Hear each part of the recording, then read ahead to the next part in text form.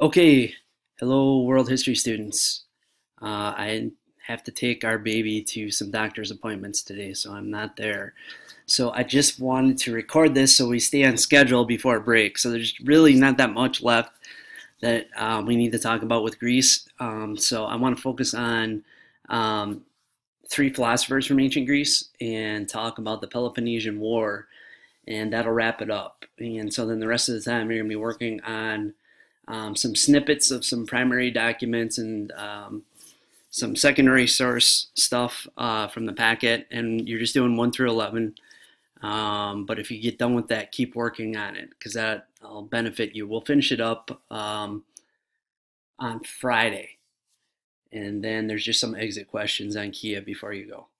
So let's talk about three philosophers: Socrates, Plato, and Aristotle. One of the interesting things is that Plato was a student of Socrates and Aristotle was a student of Plato. So there was this legacy that was passed down through these three philosophers. And actually, we're going to look at Alexander the Great coming up, and he was tutored by Aristotle. So there was a connection between four people that we'll be looking at.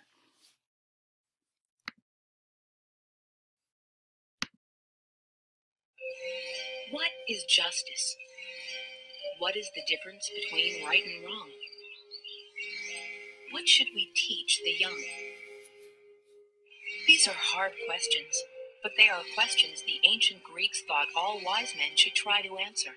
The Greeks even invented a word that means lover of wisdom, philosophos, or philosopher.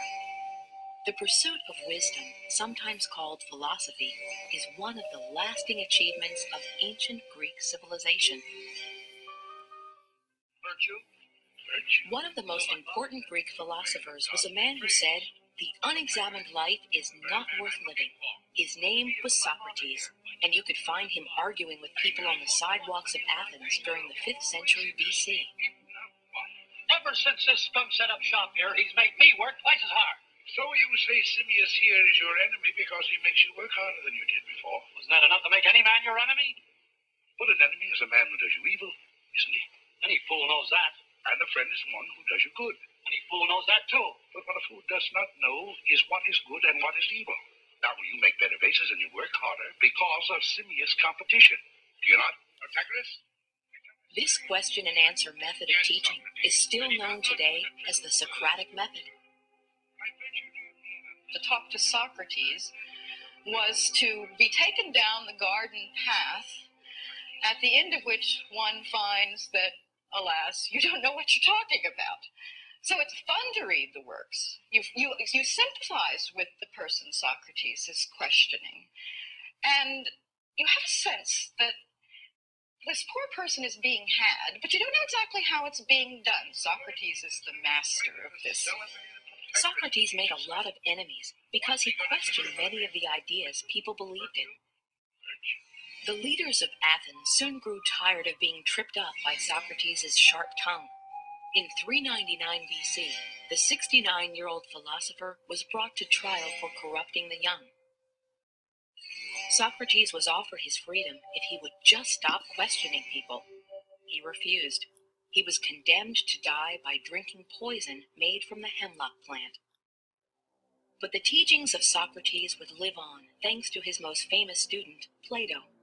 Plato made Socrates the main character in more than 20 of his books, including The Republic, a series of imaginary conversations between Socrates and others.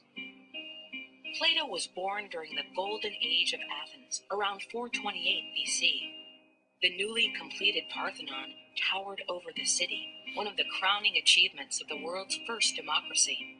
The first plays were performed, and the first great histories written.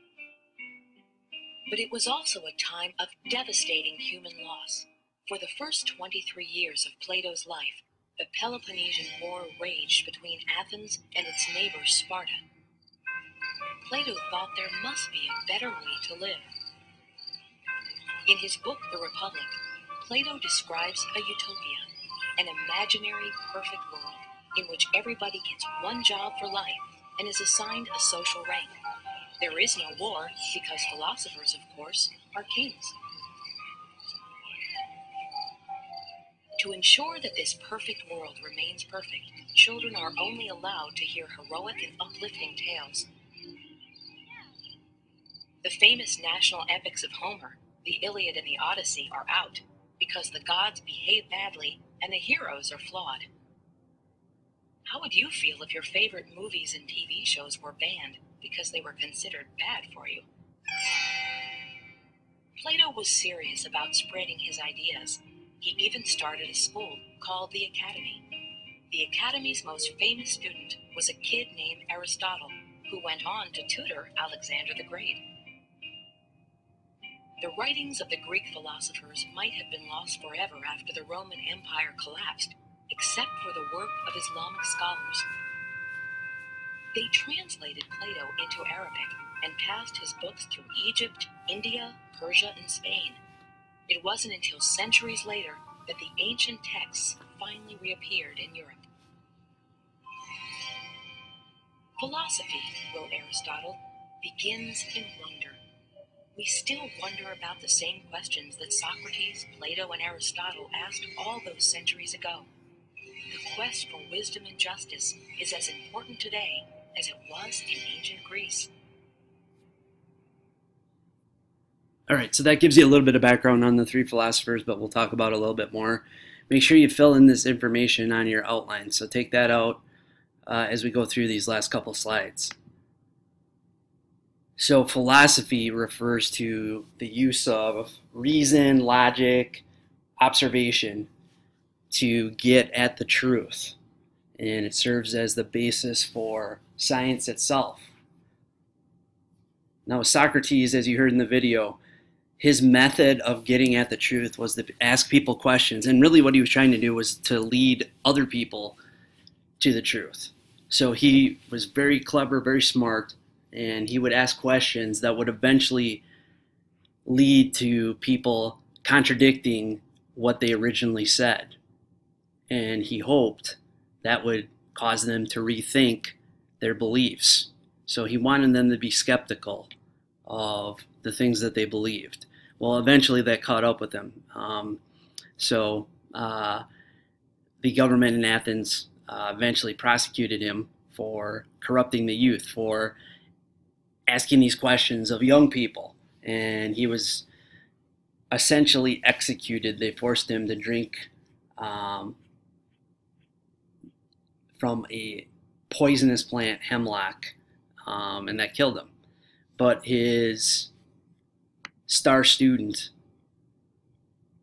was Plato, and Plato wrote about many things, and the video touched on something that's really important. He believed that there were basically three classes of people in this ideal society, this utopia that he imagined. And the people at the top would be the philosophers. Those would be the leaders of society because they were the smartest. And for each of these different groups of people, they had specific jobs to do. Now, he did not believe in democracy because of that, because remember, he believed in the few, the philosophers, as the people who should be running society. So that fits with a different system of government than democracy. So think about what system of government it is in which the government is controlled by the few. That's what he believed in, and he tied that into his philosophy. So then the last of the three great philosophers was Aristotle, a student of Plato's. He talked about and investigated many things. One of the important things is he believed that you verify things, you establish something is true by observation. So that serves as the basis for what we now call the scientific method, where you make, you test things, you have a hypothesis and you test it. So he was very particularly important in influencing other civilizations like Western civilization by creating the basis for the scientific method. So that connects to like some of the technology that we have. We wouldn't have that without science and the scientific method in testing things.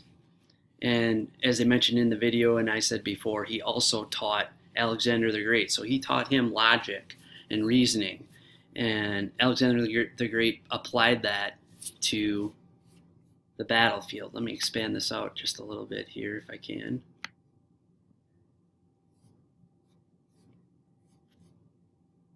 Okay, last thing, the Peloponnesian War. So that was between Sparta and Athens. They had those important differences we discussed in class. They were different culturally. Their government systems were different. Remember that Athens was more focused on what we might call academics because they had a democracy, so they needed the most educated citizens that they could have. Whereas Sparta was more militaristic, so they focused on physical training. And they had an oligarchy in contrast to Athens, which had the democracy. And you will also remember from last time that there was that alliance between the different city-states when they were fighting the Persians, and that fell apart because Athens took over leadership of it and took over the funds, the money, to rebuild Athens, and that angered Sparta and other city-states. So that set up the Peloponnesian War eventually.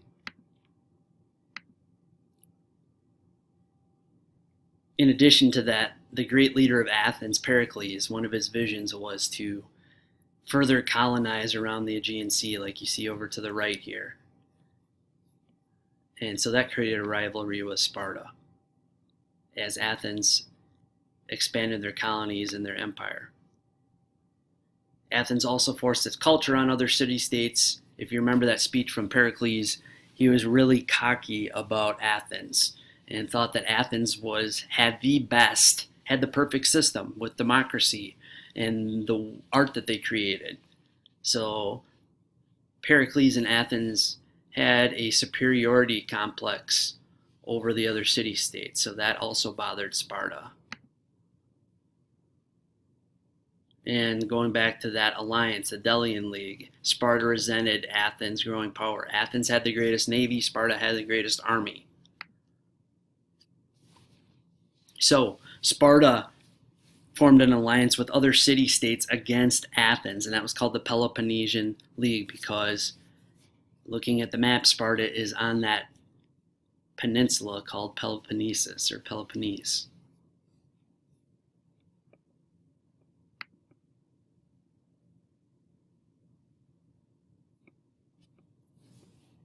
Because of that alliance that Sparta formed and their superior army, Sparta was able to defeat Athens.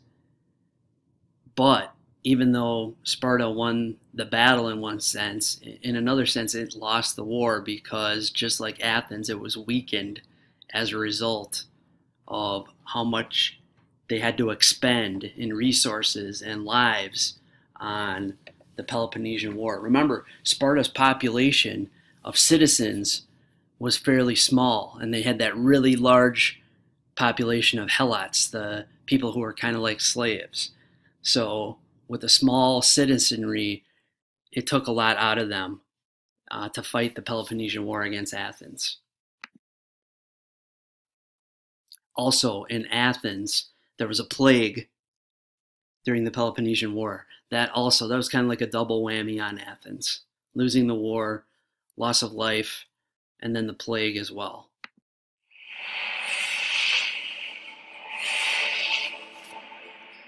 Once Athens had established this great alliance system, or as some people put it, this Athenian empire, and arguably that's what it became, the Spartans began more and more to look askance, as it were, at the Athenians, and eventually, by the 430s, to feel threatened by the Athenians.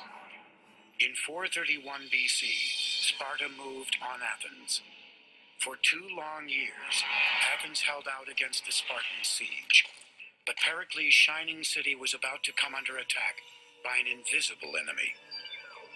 After a couple of years, because of the overcrowding in the city of Athens, disease that seems to have come originally from the Near East attacked the Athenian people. It's known as the Great Athenian Plague. Large numbers of Athenians died in this plague. Okay, so they're talking about the effects of the plague on Athens. So the population declined overall in Greece. Greece was weakened, and it became easy prey for the Macedonians and Alexander the Great. Okay, so what I'd like you to do is, now that you've finished the outline, and you can use that to help you with the exit questions that you'll get the last few minutes of class. The next part of class, if you can work on the packet and answer questions 1 through 11, and then that's going to be collected, and I'll take a look at it and I'll get it back to you on Friday to finish up. But again, if you get through 1 through 11 and there's time left, please keep working. It'll benefit you on Friday. So I will be back on Friday, and I'll see you then.